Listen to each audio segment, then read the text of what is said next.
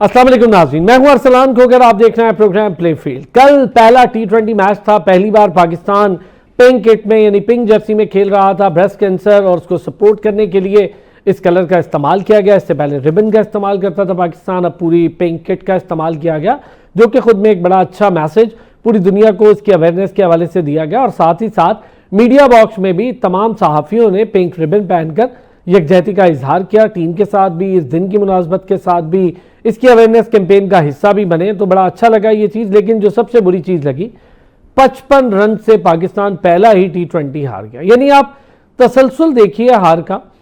जहां से test match हार कर हम छोड़ते हैं, वहीं से मोमेंटम पकड़कर जीतने की कोशिश नहीं करते, बल्कि उसी हार के तसलसल को आगे बढ़ाकर एक और हार अपने गले का तौक बना लेते हैं।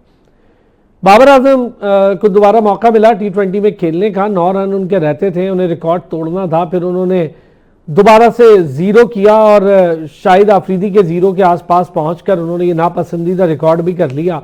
कोई ना कोई रिकॉर्ड उनके हिस्से में आ ही जाता है किसी भी मैच में।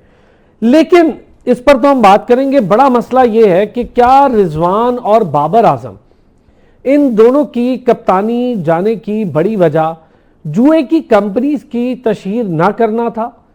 और अगर ऐसा है तो इन दोनों को इसके अताब में क्या क्या कुछ भुगतना पड़ा, क्या क्या कुछ सहना पड़ा, इस पर हम जरा बात करेंगे। अभी हालिया रिजवान का कोई बड़ा इशू नहीं नजर आ रहा था, कोई बड़ा मसला दिख नहीं रहा था, लेकिन रिजवान को रातों रात एक इजलास में कप्तानी से हटा दिया गया, जिसके रिएक्शन में इत्तलात ये हैं कि रिजवान ने अब तक सेंट्रल कॉन्ट्रैक्ट साइन नहीं किया। और सेंट्रल कॉन्ट्रैक्ट साइन न करने में रिजवान ने चंद सवालात पूछे हैं। उन सवालात में सरे फहरिस्त जो चीज़ें हैं वो ए कैटेगरी से बी में तनज़्ज़ुली क्यों, फिर कप्तानी को लेकर मामलात का क्या, और बात ठीक है, मैं समझता हूँ ये हर किसी का राइट है कि वो ये सवालात करे, और इसमें कोई कबाहत, कोई दो राय नहीं है कि जब कोई कप्तान बगैर किसी वजह के हटता है तो बहुत सारी चीज़ें खुलकर सामने आने लगती हैं। लेकिन ख़ास तौर पे जुए की वो कंपनीज, उनकी तशहीर ना करना, PSL में भी लोगो नहीं लगाए गए, तो ये बड़ा सख्त स्टांस बाबर को भी भुगतना पड़ा। फिर टाइम क्या है, इस हद तक ख़राबी हो गई कि बाबर, रिजवान और शाहीन, ये बड़ी खूबसूरत एक दोस्ती का ट्रायका होता था और बड़े अच्छे तरीके से टीम वर्ल्ड कप के सेमीफाइनल्स और फाइनल्स T20 के खेल रही थी। दुनिया के टॉप 4 फॉर्मेट्स में तीनों फॉर्मेट की टीम यानी टॉप 4 रैंकिंग में थी ICC की। हम नंबर 1 T20 भी रहे, नंबर 1 और नंबर 2 ODI टीम रहे, नंबर 3, नंबर 4 पर हम टेस्ट टीम भी रहे। ऐसा क्या हुआ है इन सारे सालों में कि पाकिस्तान क्रिकेट धड़ाम से नीचे गिरी है? और खाली क्रिकेट नहीं गिरी है, 2021 से 2025 के दरमियान 7 हेड कोचेस की तब्दीली हुई और शायद अजहर महमूद भी उनमें से एक 8वीं की अपॉइंटमेंट हुई। और फिर कप्तानों की दौड़ लग गई, कभी रिजवान, कभी सलमान अली आगा, कभी बाबर आजम, कभी शाहीन शाह अफरीदी, और फिर दोबारा से शाहीन शाह अफरीदी और सलमान अली आगा। जिनकी जगह नहीं बनती वो कप्तान है, जिनके स्ट्राइक रेट की बात की जाती थी पूरी टीम उससे नीचे के स्ट्राइक रेट पे खेल रही है। हो क्या रहा है पाकिस्तान क्रिकेट के साथ? आज बड़ी डिटेल इस पे बात करेंगे, हम कुछ मैच के हवाले से भी करेंगे, लेकिन चूंकि पहला मरहला और बड़ा इंपॉर्टेंट होगा, हम ये पूरा सेशन कप्तानी और बाबर, रिजवान की कप्तानी को, इस जुए के मामले को, इनकी कंपनीज के मामले को, हम ये नजम सेठी से शुरू करेंगे, ज़का अशरफ तक आएंगे और अब मोहसिन नकवी साहब, इस सारे अदवार पे बात करेंगे।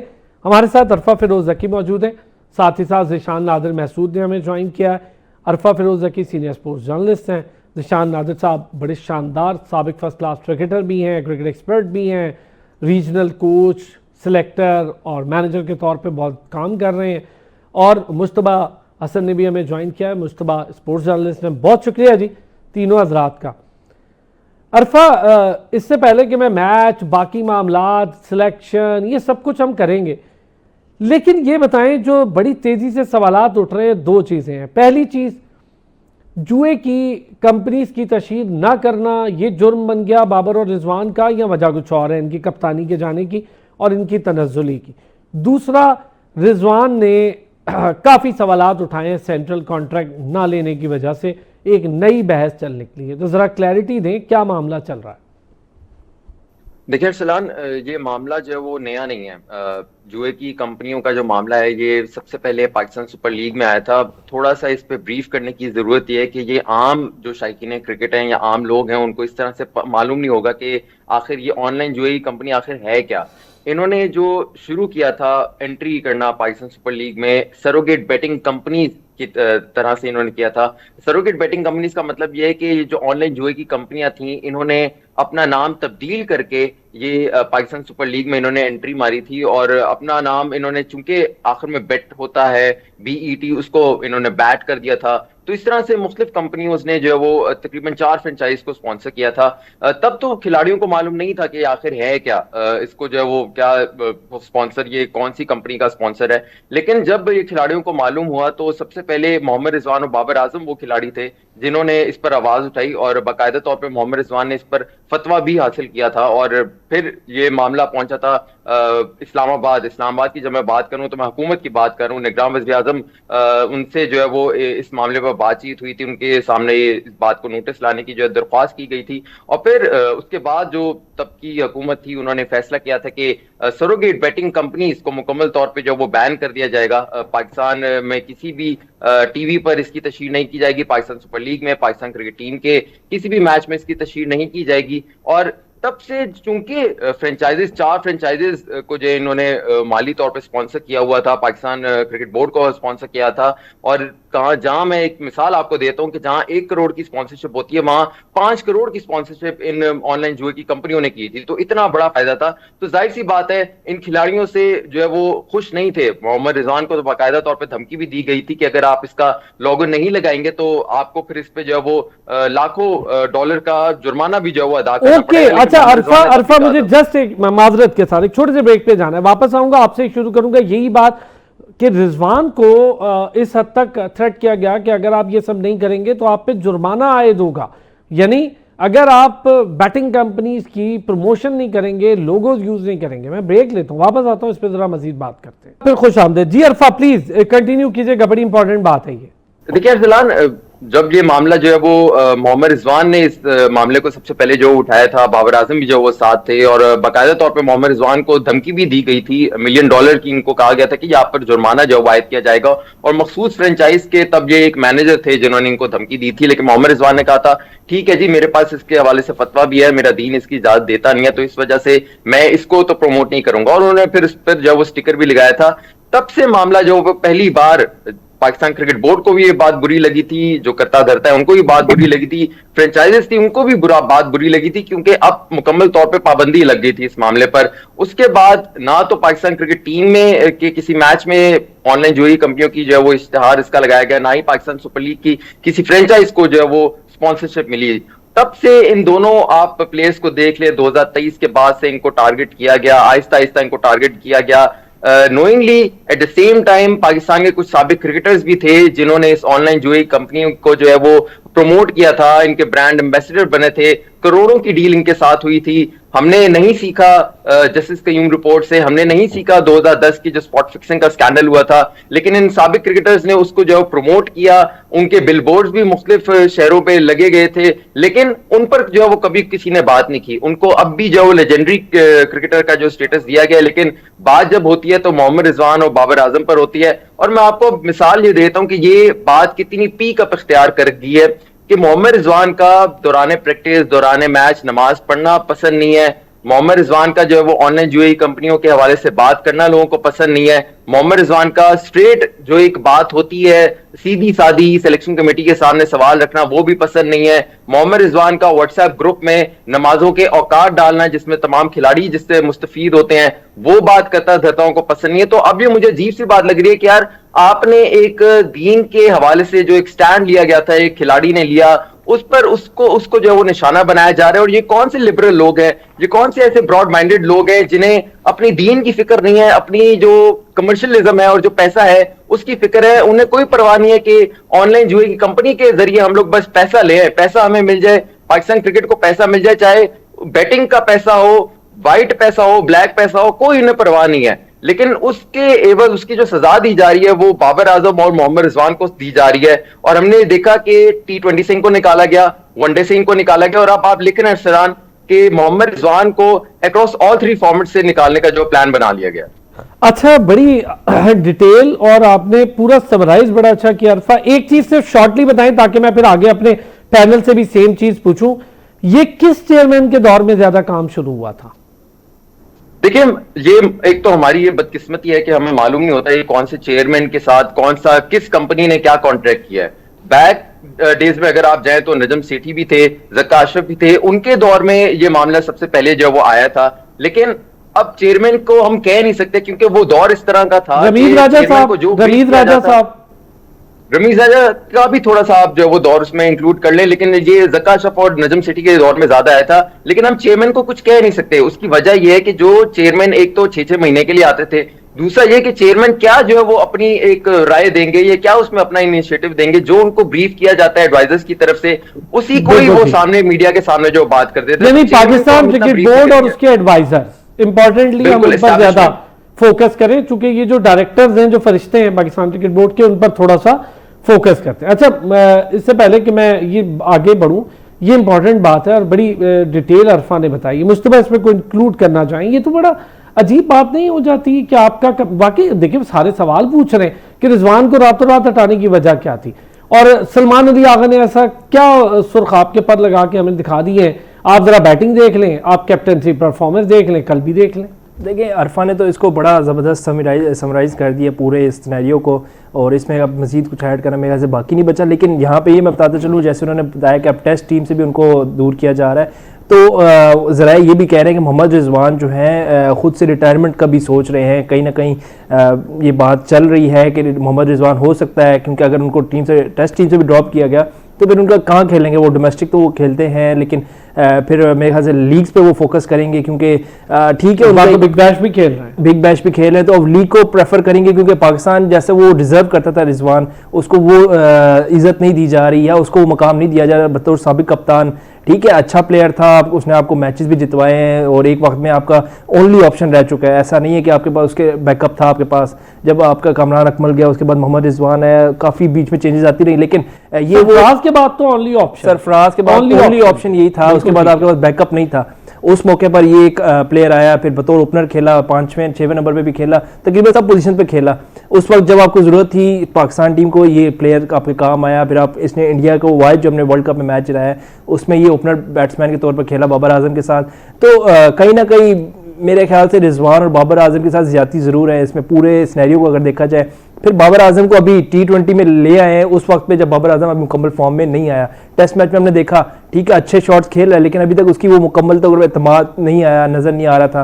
फिर एकदम से उसको T20 में ले आना, और अब यहाँ पे वो कल आके 0 पे आउट हुए, तो अब लोगों को बातें बनाने का मौका मिल गया कि चलो जी वो आया था, कम बैक किया, 0 पे आउट हो गया, फिर से ड्रॉप कर दिया जाएगा। तो आपसे ना इस पे बात करूंगा ही। जी तो जी ज़ीशान कुछ कहना चाह रहे हैं इस पर? बहुत पहले आप एक बार बात कर चुके हैं, मुझे याद है, हम इस पे डिस्कशन कर चुके हैं, लेकिन मैं चाहूंगा जरा आज चुके टॉपिक इतना खुल के सामने आ रहा है और हर जगह इसकी बात हो रही है। अरफा ने तो बड़ी डिटेल बताई है। जी साहब, देखिए ये अलमिया हमारी क्रिकेट का कि हम अपने जो प्लेयर्स होते हैं उनको कभी भी इज्जत नहीं देते। कोई भी प्लेयर जो है वो सही रिटायरमेंट लेके नहीं गया, चाहे वो वसीम अकरम है या वकार यूनुस है या इवन शुएब अख्तर, एक वाहिद ऐसे प्लेयर हैं जिनको पता लगा तो उन्होंने अपनी इज्जत बचाई और रिटायरमेंट ले ली। तो प्रॉब्लम जो है वो बोर्ड का ये है कि यहाँ पे कोई नज़्म ज़ब्त नहीं है, कोई तरीका नहीं है, कोई प्लानिंग नहीं है, बस पैसे आने चाहिए, वो कहीं से भी आ रहे तो उससे उन्हें कोई फर्क नहीं पड़ता। बहुत अच्छी बात की अरफा ने भी, मिसबा ने भी, कि हम सिर्फ और सिर्फ जो है वो ये देखते हैं कि प्लेयर जो है वो किस तरह हमारे कंट्रोल में रह सकता है। अगर वो उनके कंट्रोल में नहीं रहता तो फिर उन पे ऐसे इल्जामात भी लगते हैं और इस तरह की चीजें भी उठाई जाती हैं मीडिया पे ताकि उनको जो है वो बदनाम किया जाए। तो मेरे ख्याल से बहुत अनफॉर्चुनेट है पाकिस्तान क्रिकेट के लिए। बहुत अच्छे प्लेयर है मोहम्मद रिजवान भी।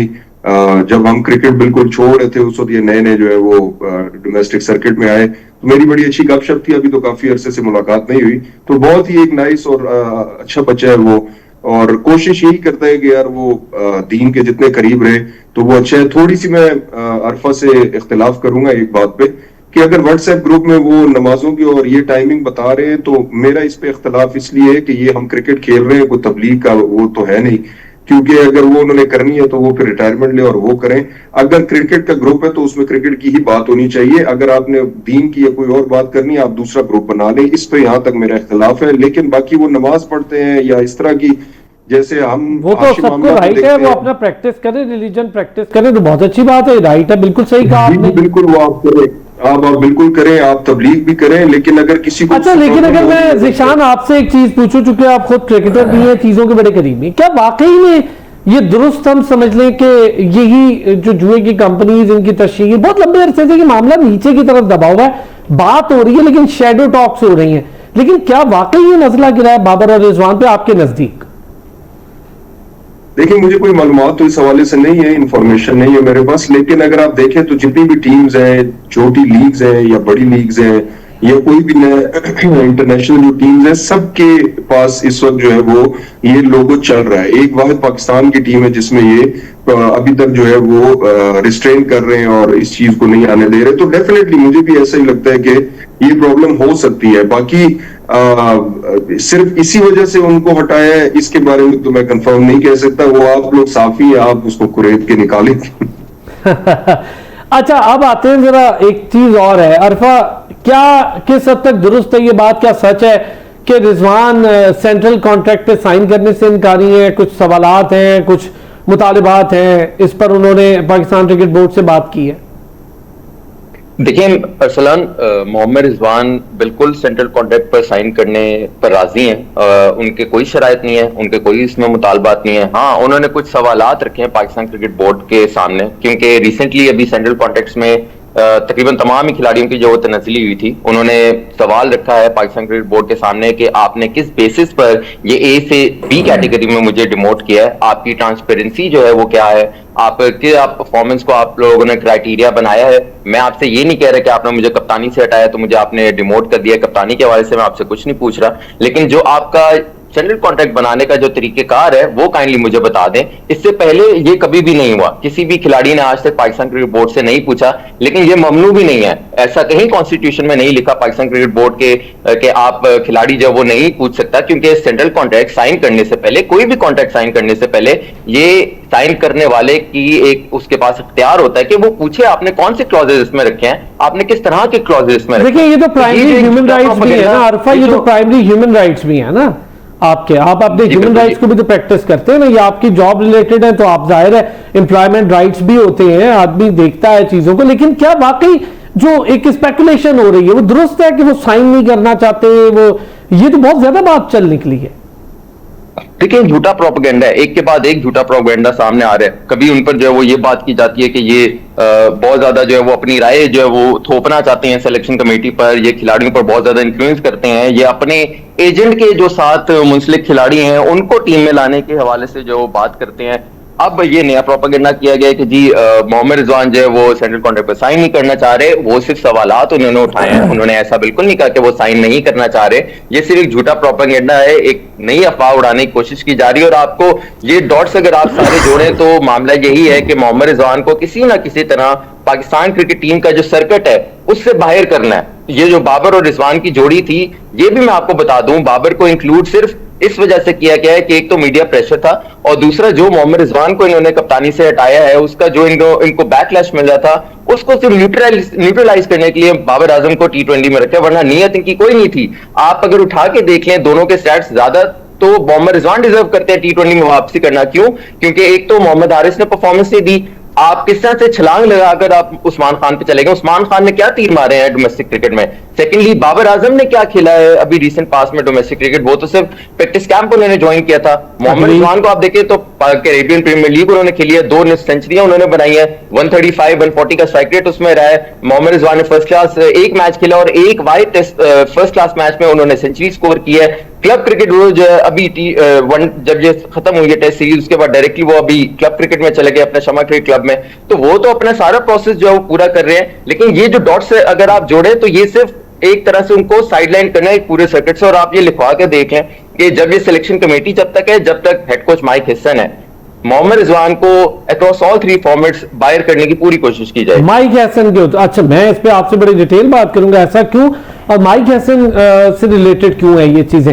क्या खाली माइक हसन से ही आकिब जावेद साहब से भी रिलेटेड कुछ चीजें हैं? अच्छा, क्या इस पर मुस्तफा कोई कमेंट करना चाहिए? बड़ी जरूरी चीज है, क्योंकि ये लोग ना आज हर तरफ ये जानना सुनना चाह रहे हैं कि हो क्या रहा है, और साफी ही हैं जो बता सकते हैं चीज। दूसरा, एक जरा ये भी बता दें कि HBL PSL एक बार फिर होगी, और 11 और 12 ये 2 एडिशंस के लिए सेम स्पॉन्सर रहा। ये भी बहुत बड़ा रिकॉर्ड है किसी भी लीग का कि 10 साल के बाद 12 साल तक एक ही टाइटल रहे और मेजर स्पॉन्सर। बड़ी बात है। ये भी इसका credit no doubt Pakistan cricket board को भी जाता है, और हमारी लीग की इस प्रमोशन को भी जाता है, इसके कैलिबर को भी जाता है, इसकी वैल्यू को भी जाता है। जी मुस्तफा। देखिए, रिजवान की जहाँ तक बात करते हैं सेंट्रल कॉन्ट्रैक्ट की, तो मैं और आप भी कहीं जॉब करने जाएंगे तो पहले एक कॉन्ट्रैक्ट होता है, उसको हम पढ़ेंगे कि उसमें क्या लिखा हुआ है, उसके बाद ही साइन करेंगे, और उसके हम सवालात करने का हमारा इख्तियार होगा कि हम ये चीज़ हमें पसंद है, ये नहीं है, इसकी क्या वजह है। तो रिजवान का बिल्कुल अपनी जगह एक स्टांस बिल्कुल दुरुस्त है, लेकिन अगर वो जैसे खबरें गर्दिश कर रही हैं कि वो साइन नहीं कर रहे या एग्री नहीं कर रहे, तो इससे सबसे ज़्यादा फायदा तो पाकिस्तान क्रिकेट बोर्ड को होगा कि वो खुद चाह रहे हैं कि रिजवान किसी तरह सर्किट से बाहर हो जाए, तो अगर आसान हो जाएगा उनके लिए। तो उससे ज्यादा उनको क्या चाहिए कि रिजवान खुद रिटायरमेंट ले ले या खुद सेंट्रल कॉन्ट्रैक्ट एक्सेप्ट ना करे, इससे ज्यादा उनको क्या चाहिए मेरे ख्याल से। तो रिजवान, ये सारी खबरें जो है मेरे ख्याल से ऑफ द रिकॉर्ड अगर देखा जाए तो ये इसमें कोई सच्चाई नहीं है। रिजवान जो है उन्होंने साइन करने से इनकार बिल्कुल भी नहीं किया, बल्कि उन्होंने सिर्फ अपनी जो कॉन्ट्रैक्ट है उसमें वजाहत तलब की है कि आखिर किस बुनियाद पर कॉन्ट्रैक्ट बनाया है और किस बुनियाद पर। ठीक हो गया, एक छोटा सा ब्रेक लेंगे जी। ये इसकी भी बड़ी क्लैरिटी आ गई कि ठीक है जी, वजाहत उन्होंने तलब किया, बनता है, मैं होऊंगा, आप होंगे, कोई भी होगा, अगर उन्हें कोई एक जॉब लेनी है उसके लिए वो कॉन्ट्रैक्ट पढ़ेंगे, उसकी मुख्तलिफ शराइत होंगी, उसमें रद्द-बदल भी होता है अक्सर म्यूचुअल अंडरस्टैंडिंग से, म्यूचुअल कॉन्सेंट से दोनों पार्टीज किसी एक कॉन्ट्रैक्ट पर ही एग्रीमेंट कर लेते हैं। तो ये कोई ऐसी बात नहीं है, यानी ये कह देना कि वो नहीं ले रहे तो ये भी एक अलग बात। लेकिन एक चीज जो मुस्तफा ने कही, अगर वो नहीं करते तो उनका मामला आसान हो जाएगा जो उन्हें देना नहीं चाहते। वापस आते हैं ब्रेक से, जरा बात करेंगे पाकिस्तान क्रिकेट को लेकर मजीद, तब फिर खुश आमदीद कहेंगे। निशान, सेंट्रल कॉन्ट्रैक्ट को लेकर जो बहुत ज्यादा बात हो रही है, ये बात दुरुस्त है, अरफा की भी ठीक है, मुस्तफा भी ठीक कह रहे हैं कि ये राइट है हर प्लेयर का कि वो चीजों को देखे, पढ़े, परखे और फिर उसके बाद साइन करे। अगर नहीं करते तो क्या होगा? देखिए, थोड़ा सा रिजवान ने जो है वो बड़ा टेक्निकली जो है वो अच्छा खेला है, क्योंकि अभी तक उन्होंने साइन नहीं किए तो वो सवाल पूछ सकते हैं, क्योंकि कॉन्ट्रैक्ट में लिखा होता है कि आप बोर्ड से कोई सवाल नहीं पूछ सकते, आप मीडिया में कोई बात नहीं कर सकते, ये उसकी क्लॉजेज होती है। तो बड़ा अच्छा है, उन्होंने जो अभी तक साइन नहीं किया तो उन्होंने पूछ लिया उनसे, लेकिन उनकी जरूरत को भी जो है वो दाद देनी पड़ेगी कि पहली दफा ऐसे हुआ है कि वो पूछ रहे हैं बोर्ड से कि आपने मुझे T20 से क्यों निकाला, आपने मुझे कप्तानी से क्यों हटाया। मेरे ख्याल से उन्होंने अपनी क्रिकेट का जो है वो खात्मा कर लिया है इस क्वेश्चन पूछने से, क्योंकि आज से पहले इस तरह के क्वेश्चन मेरे ख्याल से सिर्फ इमरान खान या वसीम अकरम जैसे प्लेयर जो थे वही, इमरान से तो खैर इस तरह की ज्यादती कर भी नहीं सकता था बोर्ड, लेकिन अगर होती भी थी तो ये पूछ भी लेते थे, बल्कि ये तो मेरे ख्याल से सिलेक्टर्स को डांट भी देते थे। तो बड़े अरसे बाद ऐसा हुआ है। ओवरऑल अगर देखा जाए तो ये हमारी क्रिकेट वैसी नीचे तनस्ली की तरफ जा चुकी है।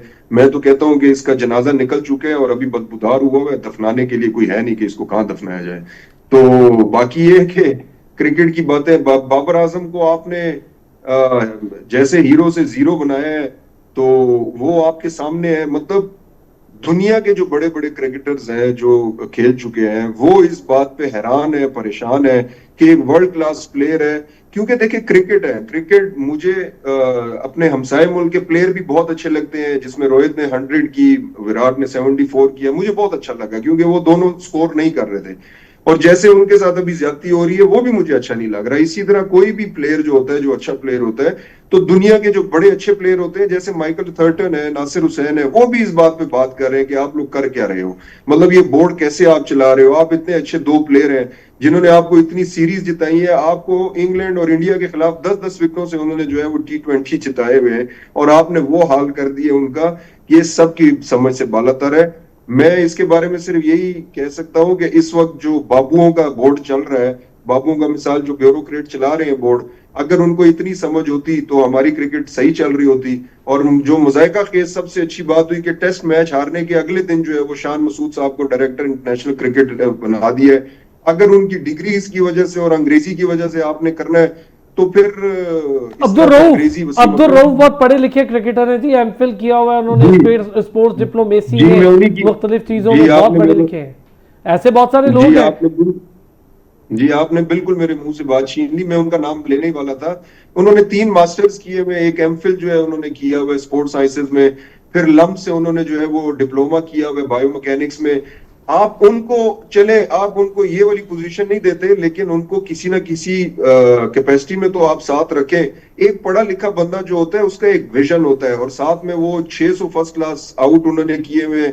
आई डोंट नो कि वो इस वक्त बोर्ड क्या चाहता है। अगर आप क्रिकेट देख लें तो जो हॉकी का हाल है वहां तक हम ले गए हैं, अब हॉकी भी कहीं नहीं है हमारी नेशनल गेम, लेकिन नजर कहीं भी नहीं आती। अरफा, हम जरा अब सिलेक्शन को लेके बात करेंगे। सिलेक्शन के मयार पर बहुत लंबे अरसे से ना बातचीत चल निकली है।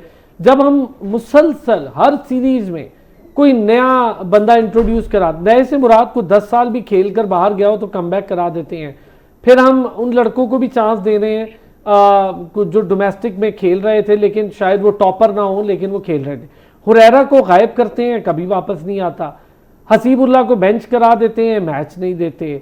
इसी तरह कई प्लेयर्स हैं, साहबजादा फरहान काफ़ी अरसा बेचारा इन और आउट होता रहा। इरफान नियाजी है, क्या कसूर है इनका? सुफियान मुकीम भी रिजर्व है, क्या वजह क्या है? हमारे यहाँ क्या हो रहा है? और क्या सिलेक्शन वाकई में वहाँ पर कोई बड़े प्रॉब्लम्स चल रहे हैं? ख़ास तौर पे आकिब जावेद साहब, माइक हैसन, अजहर अली, अलीम डार, असद शफीक, इनका रोल तो मुझे खैर वैसे ही नहीं दिखता।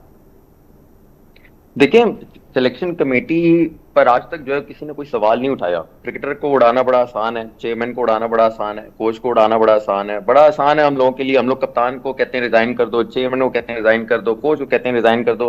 लेकिन ये जो बैक एंड पे बैठे होते हैं, जो प्लान करते हैं, जो स्क्वाड सेलेक्ट करते हैं, जिनको सिलेक्शन कमेटी कहा जाता है, इनके हवाले से कोई सवाल नहीं करता।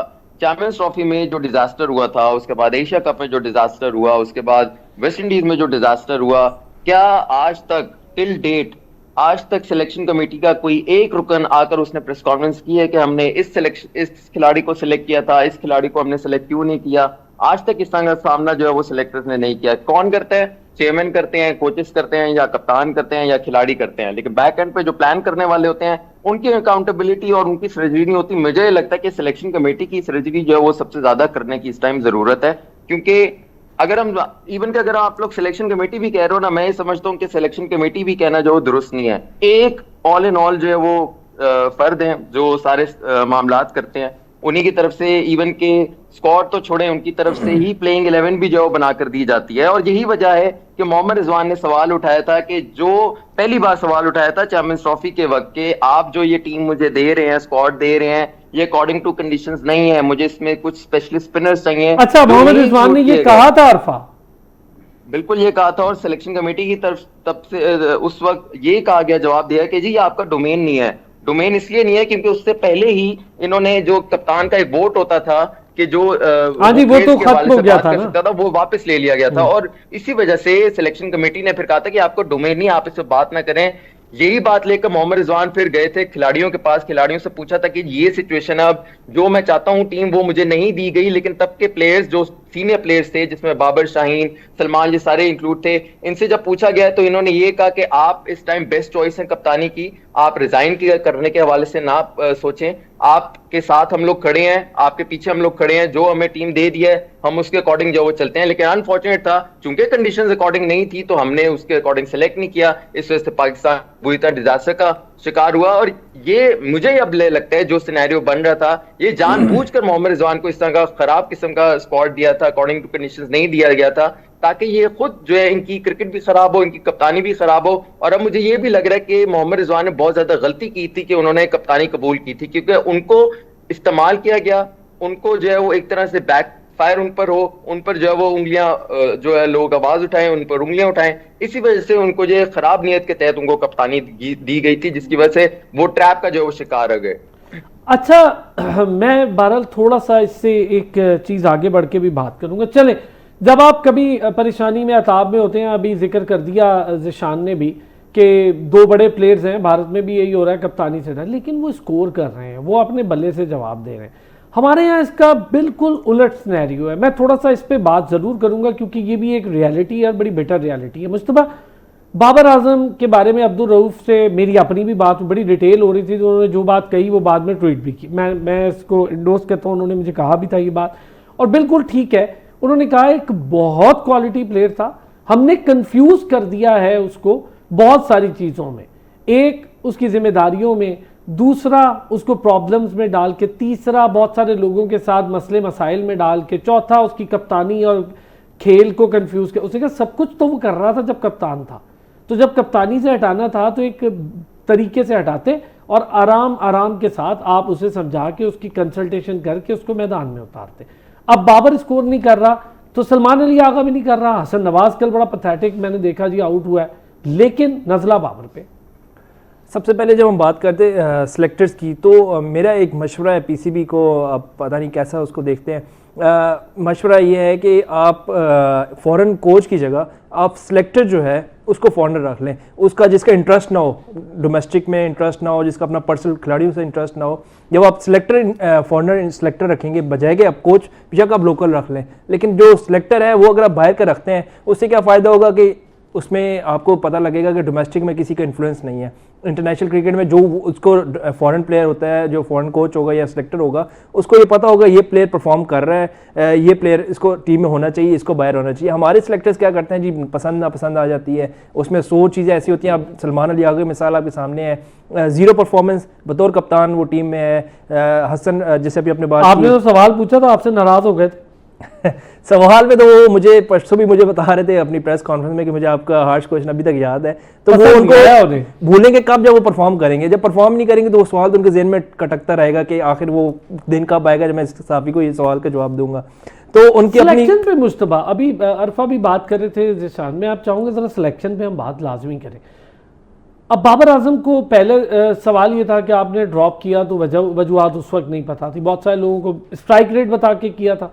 कल साइम अयूब प्रेस कॉन्फ्रेंस में कह रहे थे देखें हम औसतन स्कोर बेहतर कर रहे हैं पिछले, यानी पिछले में हमने 100 किया होगा, अब हम 110 कर लेते हैं, अब हम 120 कर लेंगे, फिर 130 करेंगे, एक दिन आएगा हम 200 तक इंशाल्लाह पहुंच जाएंगे वर्ल्ड कप के आसपास। हमें सबसे बड़े खतरे की बात यह है अरसलान भाई के सलमान अली अगर हम इसी इंटेंट को लेकर वर्ल्ड कप तक चलेंगे, वो तो कह रहे हैं 110 120 चलेगा, तो यही फार्मूला चलता रहा तो फिर मुश्किल ही हम कोई मैच जीतेंगे। हो सकता है बांग्लादेश जिम्बाब्वे वगैरह से भी हम मैच हारते रहे। जहाँ तक सिलेक्शन की बात है तो बाबर आजम इस वक्त मुकम्मल तौर पर फॉर्म में नहीं था, ठीक है, आपने उसको ठीक है अपना होम सीरीज है उसमें आपने चांस दिया उसको, लेकिन उसको थोड़ा टाइम दे। ऐसा नहीं है कि वो आते साथ ही जाके सेंचुरी बना देगा। आपकी पूरी टीम का एशिया कप का रिकॉर्ड देख ले, पीछे बांग्लादेश सीरीज का रिकॉर्ड देख ले, वेस्ट इंडीज सीरीज का रिकॉर्ड देख ले, तो किसी भी एक प्लेयर ने हार्डली किसी ने 50 की होगी। सलमान अली अगर छोड़े बाकी आपके मेन प्लेयर है। साइम अयूब की बात करते हैं तो कल उसने पावर प्ले में कितनी डॉट्स बॉल खेली है, हालांकि वो इस नेचर का प्लेयर नहीं है, लेकिन इंटेंट कर करके उसके अपनी इंटेंट बुला दिए। कल उसको मैंने जब प्रेस कॉन्फ्रेंस में यही सवाल किया कि आपके तो अच्छे खासी इंटेंट तो होती थी छक्के चौके मारने की, आपको क्या हो गया नो लुक शॉट के, अब तो आपको लुक करके भी नहीं मारा जा रहा। तो प्रेशर खिलाड़ियों पर डाल दिया गया, खिलाड़ियों को इतना प्रेशराइज कर दिया कि बस आपने 200 का जेन में रखना है, 200 का जेन में रखते 100 भी नहीं बना पाते। देखिए एक अफसोस की बात ये हो रही है, मतलब मैं ये चीज़ें शेयर तो नहीं करनी चाहिए, लेकिन सोशल मीडिया पे जो बहुत फॉलोअर्स हैं इन सब के, और उस फॉलोअर ने बड़ी डिटेल, मतलब वो बहुत स्पेस में और मुख्तलिफ चीज़ों में बात करते हैं। वो ये कह रहे हैं कि नो लुक शॉट से नो लुक प्लेयर तक का सफ़र तय कर रहे हैं, यानी इस हद तक हम कड़वे हो रहे हैं, इस हद तक परेशान, और पाकिस्तानी फ़ैन बहुत तज़ब्ज़ुब का शिकार है। सिलेक्शन के मसाइल कहाँ आ रहे हैं मुस्तफा?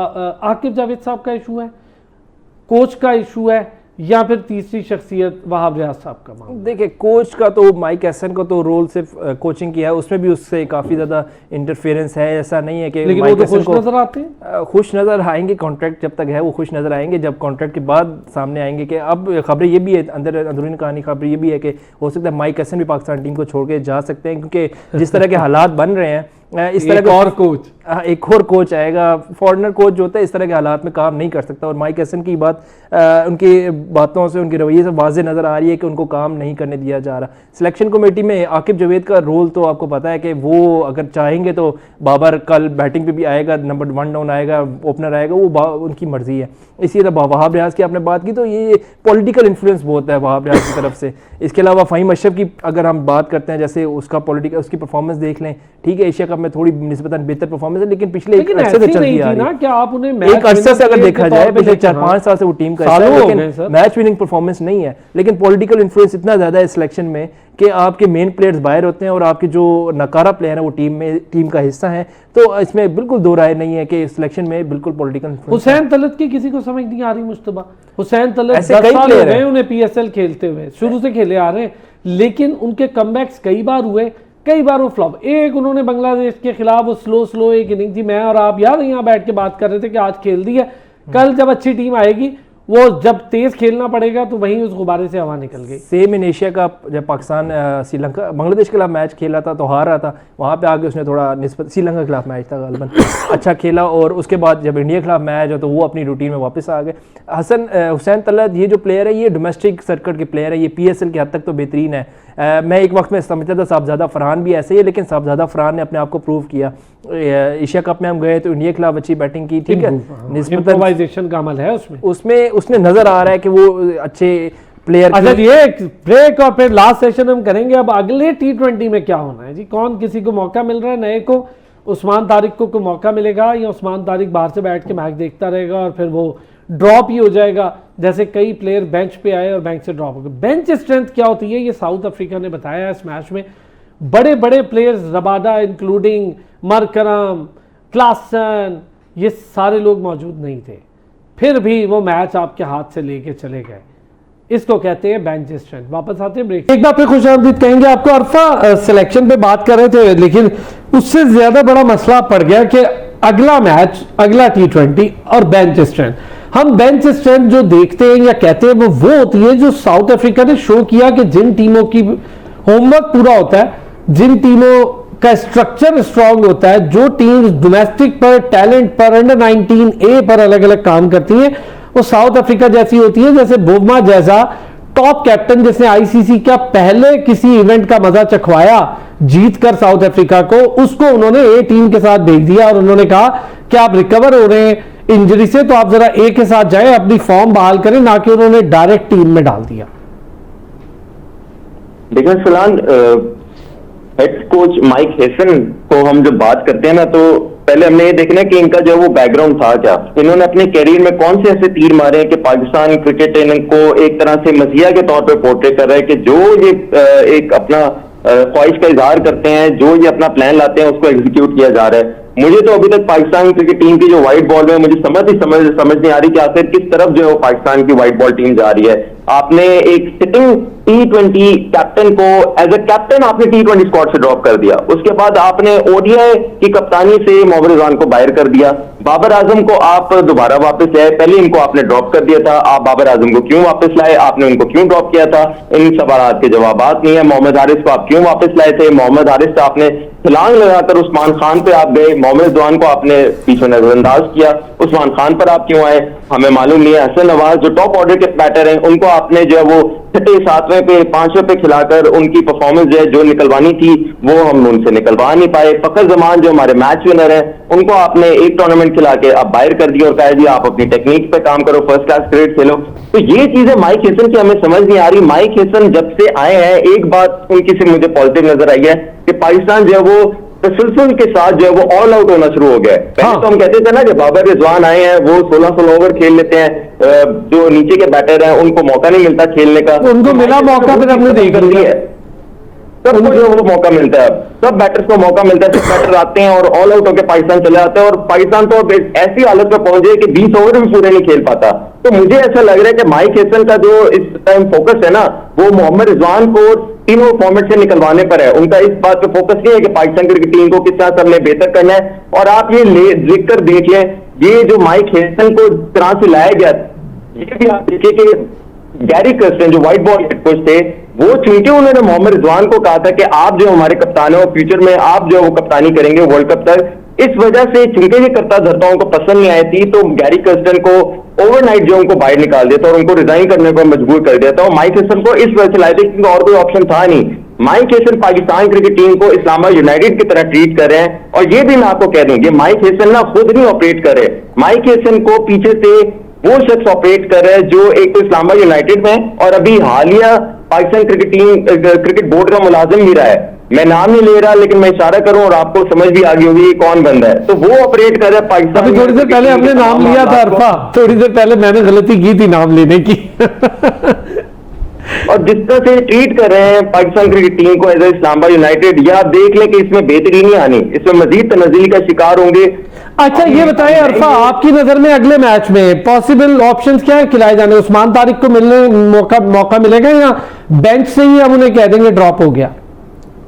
देखिए, पिंडी में जो है वो उस्मान तारिक को आना चाहिए था, क्योंकि हमें पता था कि यहाँ बिल्कुल एक बेल्टर है, एक फ्लैट ट्रैक है, यहाँ टर्न बन तो होनी नहीं है, तो फिंगर स्पिनर बेहतर हो सकता था बनिस्बत के जो मिस्ट्री स्पिनर अबरार अहमद थे। तो उस्मान तारिक को तो इसी में खिला लेना चाहिए था, लेकिन अब इस लाहौर जो है वो थोड़ा सा बेहतर है, व्हाइट बॉल में थोड़ी सी स्लो पिच आती है, तो उसमें स्पिनर जो है वो काम कर सकते हैं। तो मुझे लगता है कि अबरार अहमद की जगह आप उस्मान तारिक को इंक्लूड कर सकते हो, और क्योंकि उस्मान तारिक का जाहिर सी बात एक्सपीरियंस ज्यादा है डोमेस्टिक का, उनके मुझे लगता है कि उनके पास वेरिएशन भी जो है वो ज्यादा है, उन्होंने हालिया भी कैरेबियन प्रीमियर लीग भी खेली थी, तो उस्मान तारिक को इंक्लूड करना चाहिए। लेकिन मुझे थोड़ा सा शक है, या आप रिजर्वेशन कह लें, कि मुझे ऐसा लगता है कि उस्मान तारिक शायद रिपोर्ट हो जाए जब वो इंटरनेशनल क्रिकेट खेले। पाकिस्तानी अंपायर होंगे वो तो चले रिपोर्ट नहीं करेंगे, लेकिन जब कोई इंटरनेशनल टूर्नामेंट आएगा, T20 वर्ल्ड कप आएगा, मुझे ऐसा लगता है कि वो रिपोर्ट हो जाएगी। मैं ये आपसे पूछने ही वाला था, आपने बस फौरन ही। अच्छा कुछ इस पे कमेंट सर, क्या टीम हो सकती है मुश्तबा? मेरे ख्याल से टीम कॉम्बिनेशन जो होगा वो सेम होगा, ज्यादा चेंजेस किसको करेंगे, जो आएगा वो भी यही परफॉर्मेंस कर रहा है। उस्मान तारिक की बिल्कुल बात दुरुस्त है कि उनका जो एक्शन है वो ऑलरेडी PSL में भी काफी मशकूक नजर आया, तो जब वो बॉलिंग करने आएंगे अभी उनको चांस मिलना थोड़ा सा मुश्किल है, क्योंकि लाहौर की कंडीशंस हैं वहाँ पे। मेरे ख्याल से इब्रार के साथ ही जाएंगे, इतना कोई वो चेंजेस करने की पहले तो कोशिश हिम्मत नहीं करेगा कोई कि किसको खिलाएंगे किसको नहीं खिलाएंगे। सेम ओवरऑल मेरे ख्याल से सेम प्लेइंग 11 होगा। और अच्छा वैसे खुदा ना खास्ता मैं समझता हूँ कि उसको मौका मिलना चाहिए, अच्छा बॉलर है। एक तो बॉलर को ये एक्शन के चक्कर में बड़ा तबाह किया गया आज सईद अजमल से लेकर सारों को आपने, लेकिन अगर खुदा न खास्ता कोई ऐसी चीज हो जाती है तो उस बेचारे का करियर बस यही एंड हो जाएगा इंटरनेशनल। क्या कहते हैं? बिल्कुल, अगर आप देखें स्टार्ट एक दफा PSL में हो चुका है, फिर अब आगे जाके जब होगा अभी बिल्कुल पाकिस्तानी अंपायर है, मैच रेफरी पाकिस्तान, तो कहीं ना कहीं अभी इसको मार्जिन मिल जाएगा। लेकिन यही अगर प्लेयर है आगे जाके जब खेलेगा, किसी इंटरनेशनल टूर पे खेलेगा या किसी ICC के इवेंट में खेलेगा, तो वहां पे जाके ये खतरा इसके लिए हर वक्त सर पे मंडलाता रहेगा। इससे कहीं ना कहीं इसकी अपनी परफॉर्मेंस पे भी फर्क जरूर पड़ेगा। और इसकी परफॉर्मेंस जहाँ आप बात करते हैं तो अभी नया प्लेयर है, एकदम से आएगा और फिर इस बात पे फोकस करेगा कि मेरा एक्शन का कहीं रिपोर्ट ना हो जाए। ये चीजें पाकिस्तान को पहले माजी में हमने सईद अजमल को देखा, बड़ा अच्छा बॉलिंग करते थे, फिर यकदम से कोई 8-10 साल बाद किसी को ख्याल है कि इनका बॉलिंग एक्शन मशकूक है और वहां पे उनको वो बॉलिंग एक्शन चेंज करवाएगा। मोहम्मद हफीज की बात कर लें हम, बड़े अच्छे बॉलिंग करते थे, लेकिन काफी अर्से बाद जाके किसी को ख्याल है कि उनका भी बॉलिंग एक्शन खराब है। तो पाकिस्तान के साथ ये रवायत चलती आ रही, जो अच्छा प्लेयर नजर आ रहा है, जो अच्छी बॉलिंग कर रहा है, वहां पे कोई ना कोई या स्पॉट फिक्सिंग में डाल दिया जाता है या फिर एक्शन में ले आया जाता है। तो पाकिस्तान का एक ये बड़ी बदकिस्मती पाकिस्तान के साथ चल रही है। बहुत शुक्रिया अरफा फिरोज जकी, थैंक यू सो मच, आपने वक्त निकाला और बड़ी डिटेल डिस्कशन, काफी कुछ सामने आया, बड़ी डिटेल बातें हुई, इनसाइड स्टोरीज बड़ी सामने आई, वेडिंग कंपनीज का रोल क्या था, मोहम्मद रिजवान के से कॉन्ट्रैक्ट पे साइन न करने की वजूहत क्या है और क्या रीजंस हैं जो बिहाइंड चल रही है, बिहाइंड द कर्टन के उनकी कैप्टनसी को लेकर मामला क्यों बने। Mushtaba thank you so much आपका। ज़िक्रान नाज़िर महसूद हमारे साथ मौजूद रहे, आपका भी बहुत शुक्रिया। और नाज़रीन कल फिर आपसे होती है मुलाकात, अपना ख्याल रखिएगा।